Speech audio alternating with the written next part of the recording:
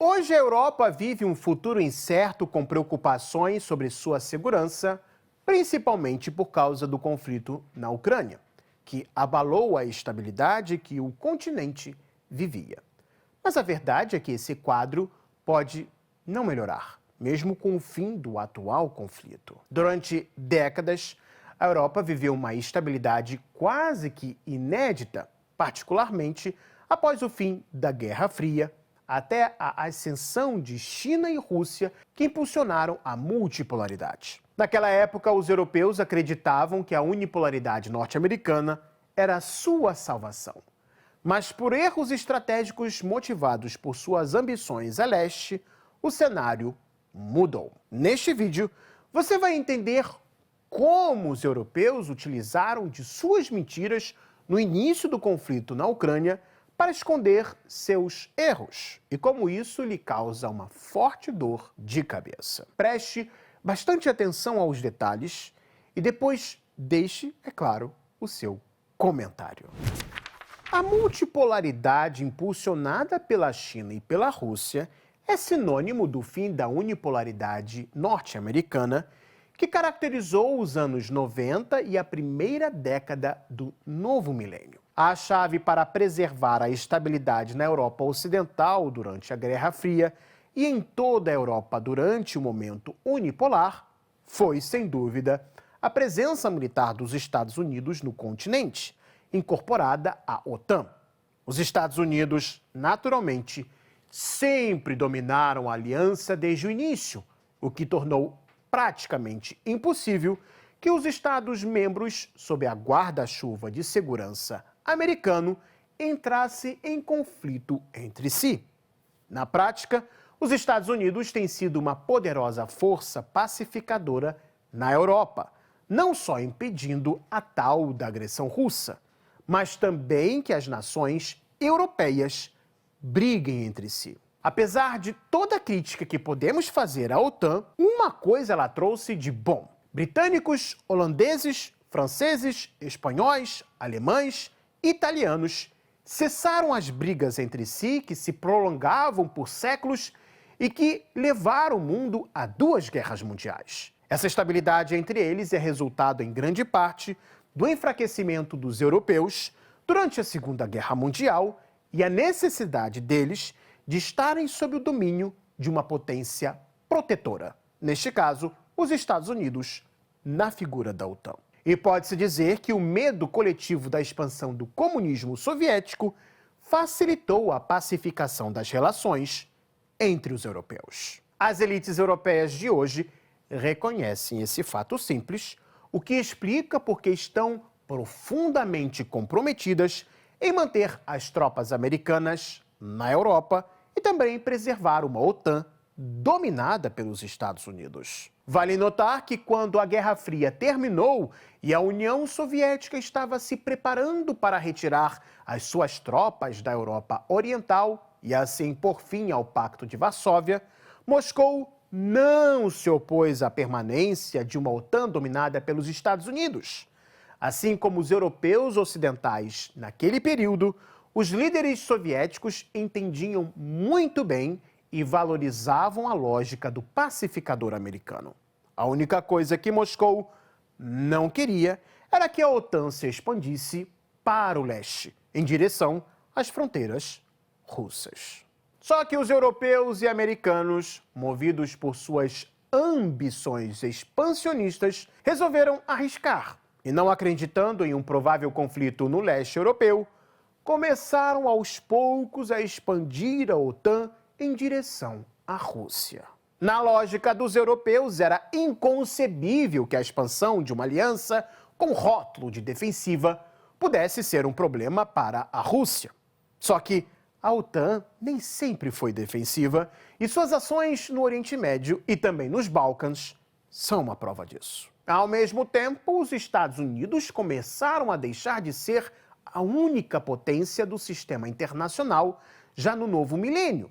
E agora os criadores de sua política externa devem levar em conta como russos, chineses e outros povos podem reagir às suas ações. Embora os Estados Unidos ainda tenham domínio em determinadas áreas, como por exemplo o mundo financeiro, o surgimento de novas potências se tornou motivo de espanto para europeus e norte-americanos, que não estão acostumados a dividir o mundo com quem não é de sua panelinha. A China está cada vez mais em estado de paridade com os Estados Unidos, já os ultrapassando em alguns setores, e agora é amplamente reconhecida como um competidor equivalente. Sua enorme população, combinada ao crescimento econômico verdadeiramente notável desde o início dos anos 90, transformou a China em um possível hegemon no leste asiático. Para os Estados Unidos, que já são um hegemon regional no hemisfério ocidental,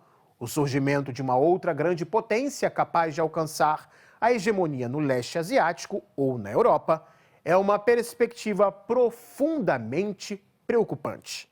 Lembre-se de que os Estados Unidos entraram nas duas guerras mundiais justamente para impedir que Alemanha e Japão se tornassem hegemons regionais na Europa e no leste asiático, respectivamente. A mesma lógica se aplica hoje. Embora a Rússia seja mais fraca economicamente do que a China, ela é pintada como uma ameaça à Europa Oriental. E como esta região agora está interligada com a Europa Ocidental, através das figuras da OTAN e da União Europeia, a Rússia então é pintada como uma ameaça a todos. E é exatamente na criação desta fantasia que começam as mentiras e os erros dos europeus, que em grande parte levaram ao conflito na Ucrânia. Na versão ocidental, o conflito na Ucrânia começou por uma mera ambição de expansão territorial russa de seu próprio presidente Vladimir Putin. Ainda seguindo esta lógica, os europeus enfiaram na cabeça de muita gente a ideia de que após a Ucrânia, Putin até que invadiria vários países da Europa Oriental, perseguindo o seu suposto sonho de restaurar as fronteiras da União Soviética ou do Pacto de Varsóvia. Nessa visão, Putin é considerado uma ameaça mortal que deve ser combatida com todas as forças, assim como seus aliados que pensam de forma semelhante no Kremlin. Em resumo, nessa versão, Putin seria um imperialista que se encaixaria na visão tradicional da Rússia expansionista. Mas quem de fato conhece a história da Rússia vai entender que ela não se tornou tão grande meramente por causa de ambições de seus czares, nem pela suposta sede incansável de territórios. Esses são mais uns dos inúmeros mitos que pessoas que não conhecem a história russa em detalhes acreditam. Mas esse é um tema para outro vídeo. Na prática, acreditar na verdade é bem desafiador. Isso porque não há nenhuma evidência nem antes e nem mesmo até depois de fevereiro de 2022, quando o exército russo entrou na Ucrânia, de que Putin quer ou queria conquistar todo o país vizinho. Na verdade, existe uma série de fatores que prova o contrário. Ainda em 1999, Putin já afirmava que nem mesmo a Crimeia estava nos planos da expansão da Rússia. Mas tudo mudou depois de 2014, quando, financiados e apoiados pelo Ocidente, um grupo de pessoas de uma nova classe de políticos tomou a Ucrânia através de um golpe de Estado que levou o país ao início de uma sangrenta guerra civil. Во-первых, мы не хотим забрать Крым. Это абсолютная глупость. Em primeiro lugar, nós não queremos tomar a Crimeia. Isso é uma completa estupidez. Se começarmos a tomar algo de alguém, com certeza irão tirar algo de nós também. Ou acabaremos perdendo alguma coisa. De qualquer forma, iniciaríamos uma redistribuição nos territórios do antigo espaço soviético, da qual nunca conseguiríamos nos recuperar. Somente dentro da Federação Russa existem 400 territórios disputados. 400. Quero que todos saibam disso. Isso é o primeiro ponto. Em segundo lugar, açúcar, gás. Tudo isso é secundário. Em terceiro lugar, existe algum campo para discussão, algo sobre o qual se pode debater. Mas apenas debater, nada além disso. O principal problema, na minha opinião, é o pesado legado imperial da Rússia. Todos, por algum motivo, acreditam que a Rússia continua sendo um império. E aqueles que estão aplaudindo agora, prestem atenção ao que estou dizendo. Todos acham que a Rússia permaneceu um império e ainda a tratam como tal. Mas isso já não é verdade há muito tempo. Quando desafiados na ideia de que a Rússia não tinha planos de conquistar a Ucrânia, os defensores da narrativa ocidental apontam para a afirmação de Putin de que a Ucrânia seria um estado artificial, e especialmente que, em sua visão, os russos e ucranianos são um povo só. Ideia central em seu famoso artigo de 12 de julho de 2021, chamado de Sobre a União Histórica dos Russos e Ucranianos. Esses comentários, no entanto, nada dizem sobre sua motivação para ir à guerra. Se você o ler com atenção, compreenderá que esse artigo oferece evidências significativas de que Putin reconhecia a Ucrânia como um país independente. Por exemplo, ele diz ao povo ucraniano: vocês querem estabelecer um Estado próprio? Sejam bem-vindos. Sobre como a Rússia deveria tratar a Ucrânia, ele escreveu: há apenas uma resposta: com respeito. Ele conclui o longo artigo com as seguintes palavras: e o que a Ucrânia será, cabe somente aos seus cidadãos decidir. Nesse mesmo artigo e, novamente, em um importante discurso que ele fez em 21 de fevereiro de 2022, Putin enfatizou que a Rússia aceitava a nova realidade geopolítica que se formou após a dissolução da União Soviética. Ele reiterou esse ponto uma terceira vez em 24 de fevereiro daquele ano, quando anunciou sua chamada Operação Militar Especial na Ucrânia. Todas essas declarações contrariam diretamente a alegação de que Putin queria conquistar a Ucrânia e incorporá-la à Rússia. Um outro ponto importante seria que Putin não tinha mobilizado tropas o suficiente para conquistar toda a Ucrânia. Algumas estimativas apontam que a operação russa inicialmente contava com 190 mil soldados. O general Alexander Syrsky, atual comandante das Forças Armadas Ucranianas, já disse que a força russa tinha apenas 100 mil homens. E não há possibilidade de um exército de 100 mil ou 190 mil soldados ocupar e absorver toda a Ucrânia. Considere que, quando a Alemanha invadiu a metade ocidental da Polônia em 1º de setembro de 1939, a Wehrmacht tinha mobilizado cerca de 1,5 milhão de soldados. A Ucrânia é mais de 3 vezes maior, geograficamente, do que a metade ocidental da Polônia em 1939. E em 2022, tinha quase o dobro da população da Polônia de então. Se aceitarmos a estimativa de Syrsky de 100 mil soldados russos, então a Rússia tinha uma força mobilizada equivalente a 1/15 do exército alemão que entrou na Polônia. E essa força russa estava entrando em um país muito maior, tanto em território quanto em população. Você pode até argumentar que os líderes russos acreditavam que o exército ucraniano era pequeno e mal equipado a ponto de ser facilmente derrotado. Mas eu quero logo te dizer, esse não é o caso. Na verdade, Putin e seus subordinados sabiam que os Estados Unidos e seus aliados europeus vinham armando e treinando o exército ucraniano desde o início da crise de 22 de fevereiro ainda de 2014. E outra mentira: Putin nunca disse que em 3 dias ou em uma semana seu exército tomaria toda a Ucrânia. Pelo contrário, no seu discurso de 24 de fevereiro de 22, ele deixou bem claro que não havia prazo e que a chamada Operação Militar Especial duraria o quanto fosse necessário.